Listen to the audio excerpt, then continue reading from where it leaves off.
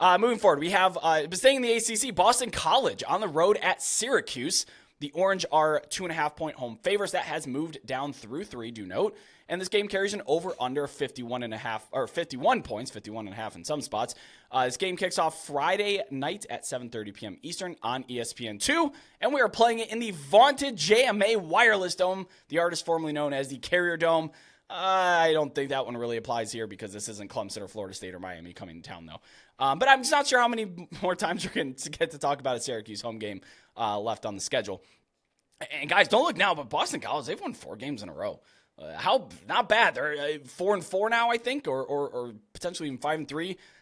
Not bad for a team that was like kicked to the curb and left for absolute dead.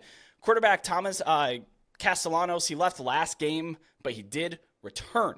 That is important. He returned and he played fine. It was just a tweak to something, and he got taped up and back in. He's been pretty decent this season for Boston College, but if I had to pick a bone with him, he has too many turnovers, too many turnover-worthy throws.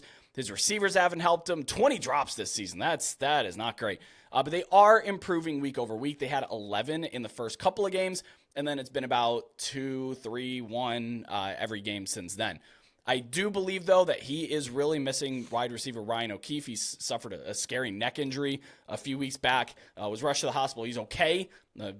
Okay enough, but he's not playing. He's still week to week. Running back Pat Garwo is also TBD to play. So the couple of big players here, questionable, at least banged up. Even you kind of have to treat Castellanos like he's banged up as well. He is a very good rusher as well, and Syracuse struggles with mobile quarterbacks, like we mentioned last week. In fact, they just struggle against the run, period. You can line it up, run it straight at them, and there's not much they can do about it. They do have a mobile quarterback of their own, though, Garrett Schrader. He was sacked 7 times last week, and that resulted in Syracuse rushing 25 times for exactly 0.0 yards in a ugly loss against Virginia Tech. Kelly, I'm worried about this team. They are not headed in the right direction. I thought maybe it was an excuse because they played a bunch of top-tier teams in the ACC back-to-back-to-back. Maybe they're beat up, but they just got shredded by Virginia Tech, and that's not something you really want to say. Boston College, in their own right, they're pretty middling against the run, 76th in success rate allowed on the ground. But they do also allow mobile quarterbacks to pick up yards. They gave up 150 yards to Haynes King, who, by my accounts, I would not call a standard dual-threat quarterback, but he can make plays with his legs when he needs to, as highlighted by his 150 yards on the ground. I also want to know, is Garrett Schrader hurt? Someone more familiar with Syracuse football, please let me know. He's had 7 total rush attempts in the last 2 games. He fumbles a lot, so maybe it's that, but I saw him rush for 200 yards against Purdue. Come on. Like, why is he not at least attempting more? That to me says he's either hurt or the coaching staff doesn't trust him. What do your numbers say about this game? Brett, my numbers say a lot about this game. As people know by now, I don't bet any college football games or any sporting event if it's a sport that the NCAA sponsors due to my day job. But even if I did, I wouldn't touch this game. Like on either way, on anything, I really don't know. These are 2 teams, I'm going to get into it, who it's been hard to really get a grasp on where are they currently. This game has a watchability score of 6.0.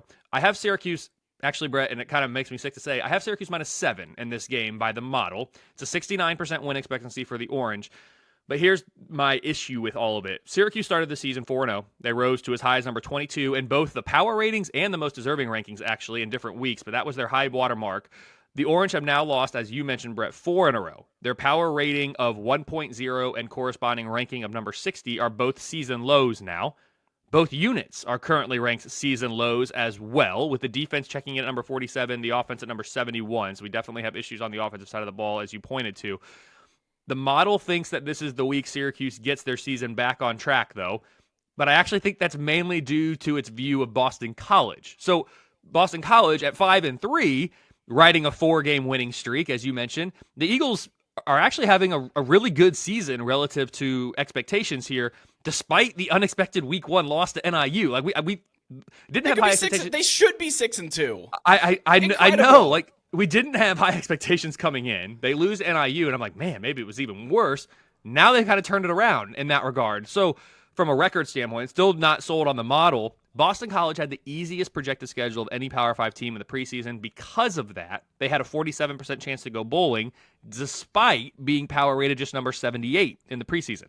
They're now power rated number 79, so actually 1 spot below where they were. but the Eagles' chances to go bowling are up to 80%. I mean, you're one God. game away. And you're like, okay, that's pretty good. But if you flip that around, that also means there's a 20% chance, that a 1 in 5 chance that Boston College closes the season with 4 straight losses. That's probably higher than you would expect for a team that's on a 4-game winning streak and just 1 win away from being bowl eligible. So again, this is like all sorts of conflicting signals here on both of these teams. Syracuse should have the advantage on both sides of the ball. This game is at home for the Orange.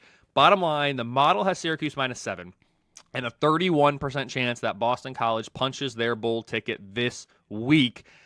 But Brett, I really don't know. Like I rarely say I just have no idea. This is one of those games that I really have no idea. I'll be watching because I'm excited to see how it plays out, and it's a weeknight game here, so we can give it the full attention. But I don't know, man. I don't know. Sadly, so I pulled up the ACC standings because I want to know, well, what happened if they didn't lose to NIU? It really wouldn't move them up all that far. Actually, I don't think it would move them up at all in the ACC standing. And I know it's non-con. I get that before people start angrily typing comments in there. Ooh, it doesn't matter. Yeah, no, it's fine. I'm just looking at their overall record. No, it wouldn't really move where they're at right now. They're 2-2 in the ACC. Squarely in the mix, though. They're a tick behind Miami and UNC. Georgia Tech currently, because they hold the tiebreaker over North Carolina, is 4th in the conference.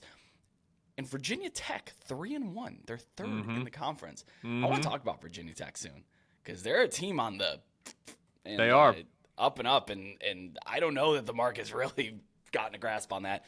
Either way, if this game was in Chestnut Hill and the line was the same, which it wouldn't be, but if it was the same, I'd pick Boston College to win outright. This is a team on the opposite trajectory of Syracuse, and at this point in the season, that to me is important. You got it. You can look at the season as a whole. I always worry about looking at season-long stats without context, because if you just look and say, well, okay, then Syracuse should be better, this is why at this point in the season, you're going to start hearing me saying last 3, last 4, last 5 a lot more than season-long, because, you need a snapshot of how these teams are playing today. They're not NFL franchises, and even NFL franchises are inconsistent throughout the year. But these college ones, especially when we're talking about ACC, Boston College, Syracuse types, I mean, you saw it last year with Syracuse. You see it this year with Syracuse. 2 different teams in September and the rest of the year. And you said that, they're just 1 win away from bowl eligibility, and that matters too. It's a lot of motivation there. However, my lone hesitation here is the recent strength of schedule. It's tough. Boston College is on the up and up, and Syracuse is on the way down. But look at this. At Boston College, the average power rank on their 4-game winning streak of their opponents, 97th by my aggregated power ratings. Syracuse, 29th. And the only thing dragging down that 29 is because Virginia Tech is still lagging in the model, and they're 62nd. But as I just pointed out, they're 3-1 in the ACC and 3rd. So I think that's actually like a quality loss. The way that they lost is not quality, but I don't think it's that bad an opponent. But yeah, I'm with you. I can't get behind a side on either of this because Boston College is beating a bunch of cupcakes and Syracuse lost to a bunch of good teams. But again, I do worry about trajectory. You won't catch me betting Syracuse in this one.